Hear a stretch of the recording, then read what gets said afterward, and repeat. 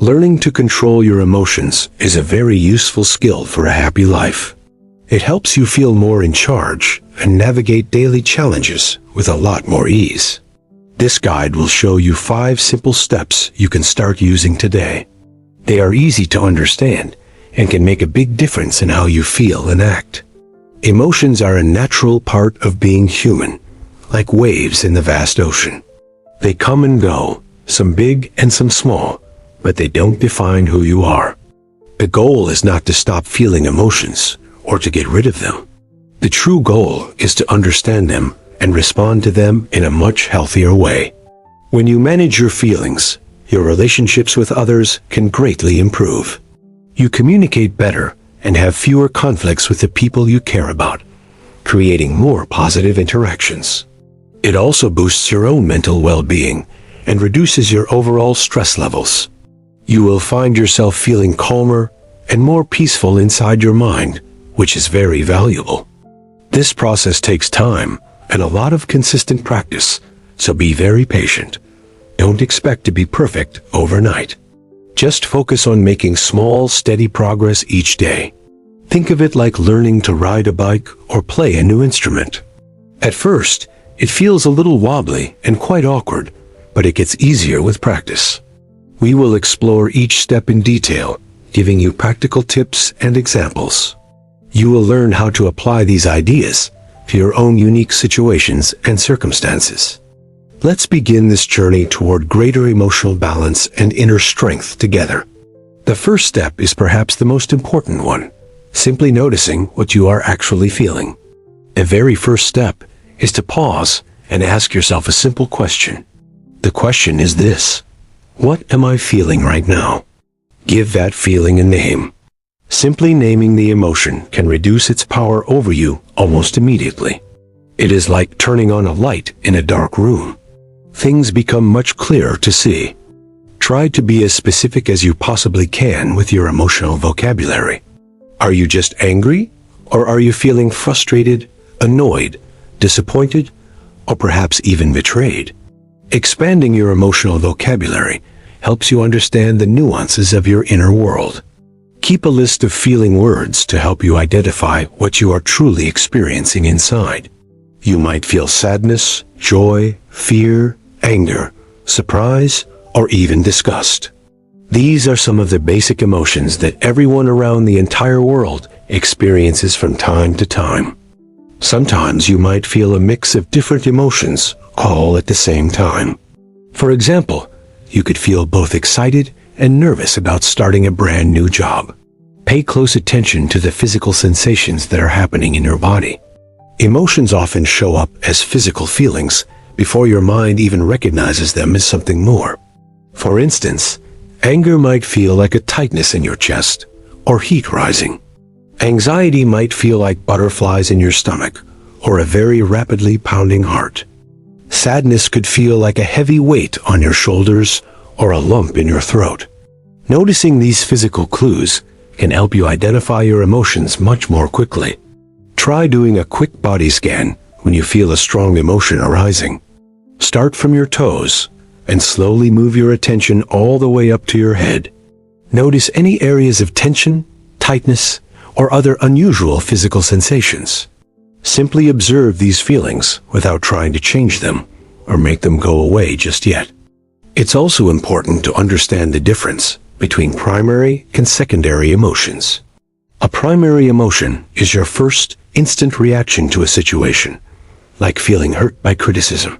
A secondary emotion is the feeling you have about your primary emotion. For example, you might feel angry at yourself for feeling hurt by that initial criticism. Identifying the primary emotion is key to understanding the real root of your feelings. Often, we get stuck in secondary emotions like shame or anger about our initial feelings. Practice this step throughout your day, not just during intense emotional moments. Check in with yourself during calm times too. Ask, how am I feeling right now? You can set a few reminders on your phone to prompt you to pause. This helps build the habit of emotional awareness and makes it feel much more automatic. When you are with other people, try to guess what they might be feeling. This practice can improve your empathy and also your own emotional identification skills as well. Remember, the goal of this first step is just to notice and to name. You are not judging the emotion or trying to fix it. You are simply acknowledging it. This act of naming creates a small but very powerful space for you. It is in this space that you can begin to regain control over your own reactions. Once you get comfortable with identifying your emotions, you can move to the next step. This next step is about learning how to accept the emotion without any judgment. The second step is to accept the emotion you have just identified.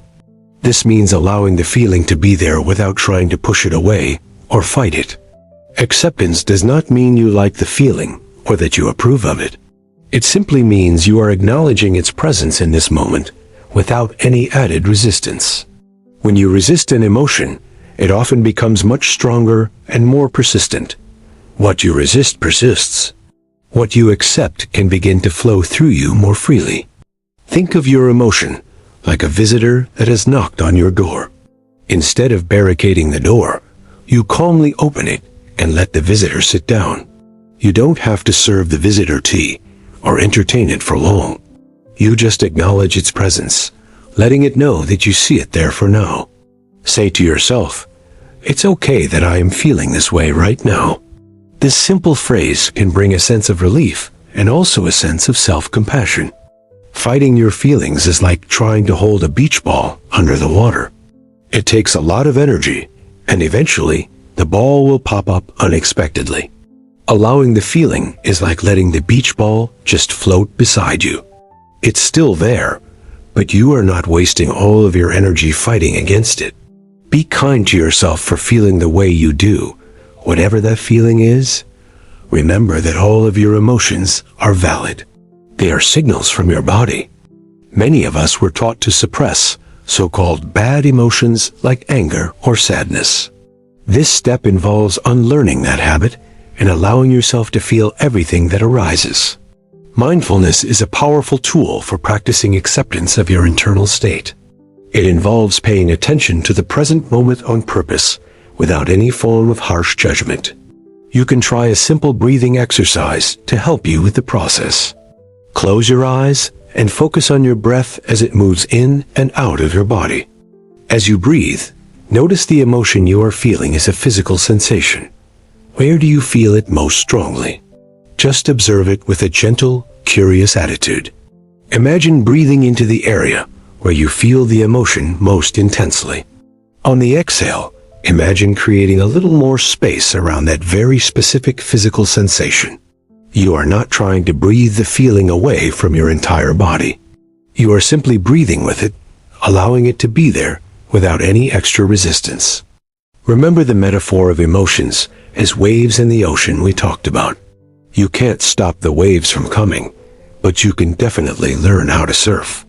Acceptance is like learning to surf the waves of your own inner experience.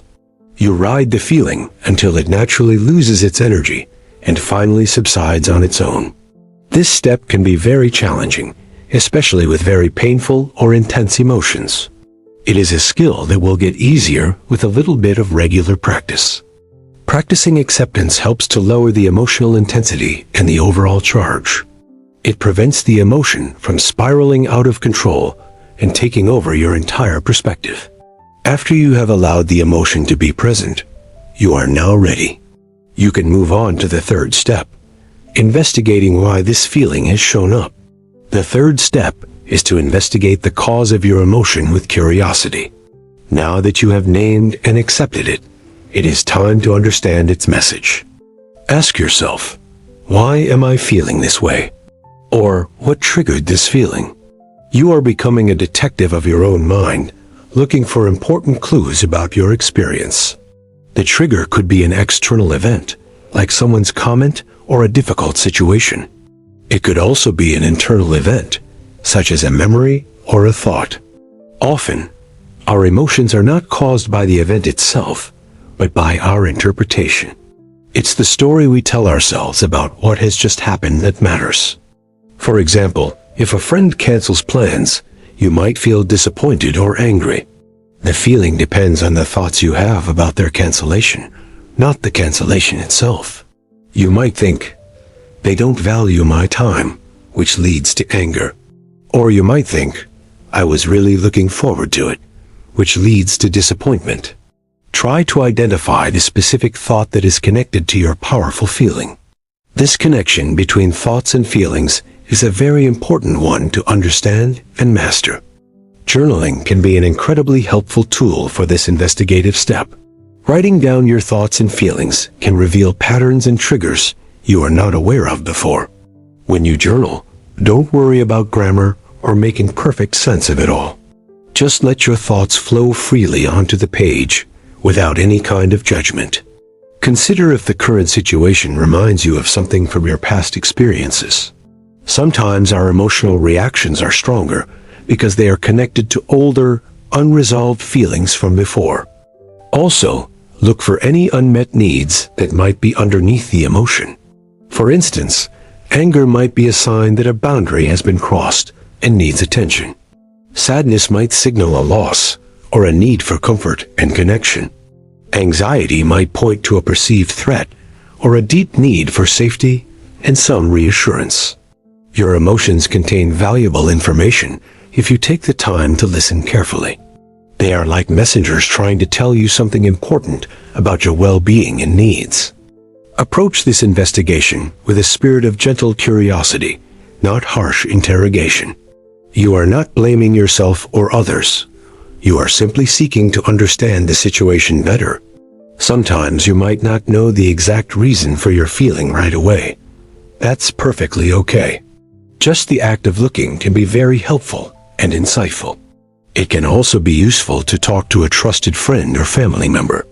Explaining your feelings out loud can often bring clarity that you did not have before. Be careful not to get stuck in overthinking or ruminating on the problem. The goal is to gain insight, not to endlessly dwell on negativity and bad past experiences. Once you have some insight into the why, you have more power. You understand the source of the feeling, which makes it much less mysterious and overwhelming to you. This understanding paves the way for the next crucial step in the process. It helps you decide what you want to do next with this new information. Now you are ready for the fourth step, consciously choosing how you want to respond. This is where you begin to take back your power in the situation. The fourth step is to choose your response to the situation and emotion. There is a space between what you feel and how you act. This is your freedom. Instead of reacting automatically based on the emotion, you can pause and decide. You can ask yourself, what is the most helpful way for me to respond now? Consider what response will align best with your values and long-term goals. An angry outburst might feel good in the moment, but it could damage a relationship later. You have many options available to you in almost any given situation. You are not limited to the first reactive impulse that comes to your mind when triggered. One option is to work on changing your thoughts about the situation. This is often called cognitive reframing, and it can be a very powerful, life-changing technique. Challenge the unhelpful thought that you identified in the previous investigation step. Is that thought 100% true? Is there another way to see this situation? For example, if your thought was, they don't value my time, you could reframe. A new thought could be, something important must have come up for them today. This simple shift in perspective can dramatically change how you feel about things. It doesn't excuse the other person's behavior, but it can reduce your own suffering immensely. Another option is to choose a different behavior to engage in right now. Sometimes, the best response is to change what you are doing with your body. You could choose to take a few deep, slow breaths to calm your nervous system. Deep breathing sends a signal to your brain that you are safe now. You could decide to go for a short walk to get some fresh air. Physical movement is a fantastic way to process emotional energy and clear your head. You could listen to some calming music or talk to a supportive friend. You could also engage in a hobby that you enjoy to shift your focus. Sometimes, the best response is to do nothing at all for a little while. You can choose to sit with the feeling a bit longer before deciding on action. The important thing is that you are making a conscious choice in the moment. You are moving from a position of reacting to a position of actively responding. This step is about empowering yourself to take control of your own experience. You realize that your emotions don't have to dictate your actions and your entire life. Think about what the wise and kind version of yourself would do now. What advice would you give to a dear friend who is in your exact position? Making a choice doesn't mean the original emotion will vanish instantly. However, it does put you in the driver's seat, steering your life in a better direction. This might involve deciding to communicate your feelings and needs to another person, but you will choose to do it in a calm and a constructive way. Consider the potential consequences of each possible response before you commit to one. Choose the path that is most likely to lead to a positive outcome for everyone. Once you have made a conscious choice about how to respond effectively, it's time. The final step is to put that specific choice into meaningful, concrete action. The fifth and final step is to take action based on your chosen response. This is where you transform your decision into a real, tangible behavior in the world. This action might be internal, such as practicing a reframed thought. Or it might be external, like having a difficult conversation or leaving a stressful situation for now. If your chosen action is to communicate, plan what you want to say. Use I statements to express your feelings without blaming the other person for your experience. For example, you could say, "I felt hurt when the plans were canceled." This is more effective than saying, "You always let me down and don't care."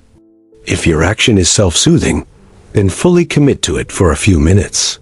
Put your phone away and give your full attention to the calming activity you chose. If your action is to solve a problem, break it down into small steps. What is the very first thing you can do to address the underlying issue? Taking even a very small step can restore your sense of agency. It shows you that you're not helpless and that you can influence your own circumstances. After taking action, reflect on how it felt and what happened as a result. Did your chosen response help? What did you learn from this entire experience today? This whole 5-step process is a continuous cycle of learning and growing. With practice, it becomes more natural, and you will get much better at managing your emotions. Remember to be patient and compassionate with yourself on this very important journey. You are learning a valuable skill that will serve you well for your entire life.